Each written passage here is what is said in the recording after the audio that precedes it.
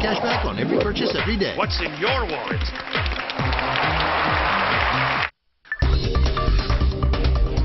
The Petraeus allegations surprised a lot of people who knew the general, but for a lot of us, it's all too familiar. Powerful men risking their careers, reputation, and in this case, possibly national security for a sexual indiscretion. What's behind this destructive behavior, and are we wrong to care? More Magazine Online is tackling that question in a series of articles, and the magazine's editor-in-chief, Lesley Seymour, is here. Also joining me in studio, Constance White, Essence Magazine's editor-in-chief. Good to see you both. Good morning. Good morning. So you have these articles called Sex, Lies, and Trousergate. They're from 2008. 2008! It's the most evergreen set of articles I think you've ever had. We had all these great writers, from Susan Cheever to Katha Pollitt, write for us and say, what are these people doing? And it was a response to Spitzer and Edwards. So here I have the most evergreen thing. I have to repost it and just reintroduce it every 6 months. What is it with these guys? Well, and it's so relevant. And I mean, totally relevant all the Schwarzenegger, time. Clinton, do they never learn? They don't, They right? never learn, and that's why we care. Right. Because they never learn, and because it seems to be part and parcel of life these days. Well, guys misbehaving. But I think it's time to grow up, guys. I mean, really, and especially in the email age and the Twitter age, all of this, if you think, and especially if you're the head of the CIA, if you think that this is going to somehow remain undiscovered, that's the other part. Do you really? Today you've seen all your friends taken down. I mean, as I say, Al-Qaeda didn't need a dirty bomb. It needed a sex bomb. We got it. Well, and I think the other thing that people have talked about a lot here, Constance, is that there's a national security question here. Yes. Does that make it more egregious in some ways? It does, because on the one hand, you think that if this person can't make good judgment in their Yes. personal lives, and if this person can't keep peccadilloes private, how are they going to manage national security issues? Well, and the other issue is, was there something, was there some giving of classified information? We don't know that yet. We don't the initial know. indications are that there were not, but then they search your house and they find some documents that raise some questions. But Yes. it's distracting, too. I mean, think of those jobs that these guys have. I mean, I know my job is hard enough without trying to keep this major national scandal at bay. How are you doing this? How is this girl having this 20,000, 30,000-page exchange Emails, with General right. Allen? Okay, well, that's a question. You're both editors-in-chief. You both have a lot of responsibilities, and not just to your job, but to your families as well. That's right.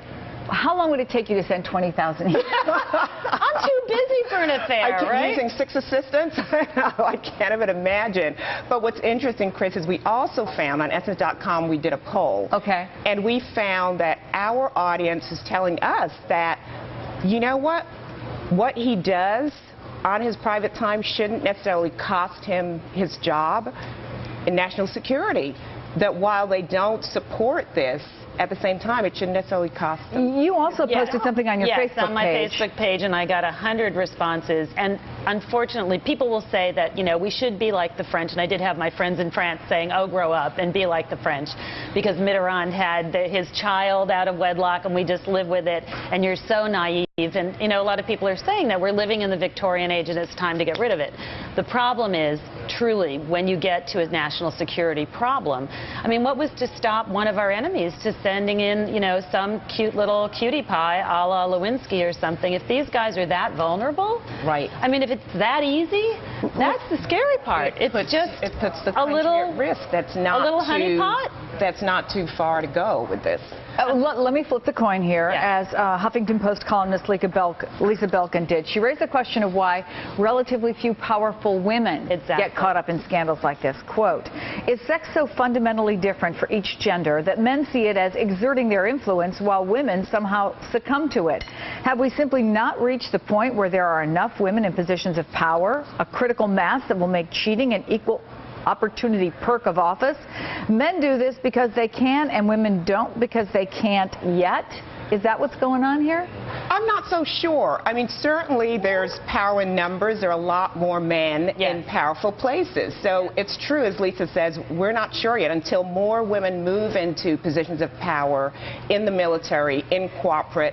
We're not sure. However, what we do know is that women and men do have different fundamental differences when it comes to sex.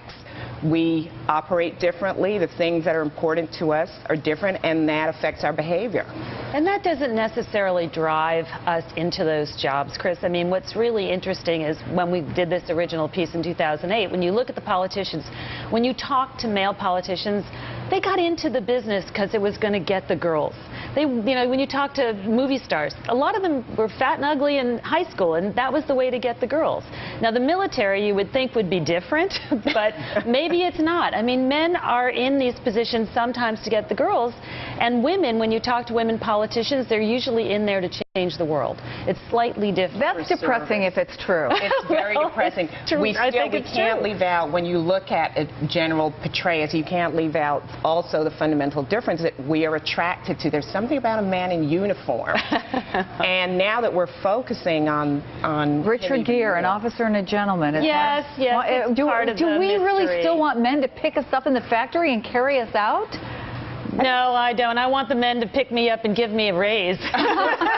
On that note, I will say thank you, Lesley. Thank you, Constance. This conversation is not over, is it? No. Thank you very much. Let's go to politics.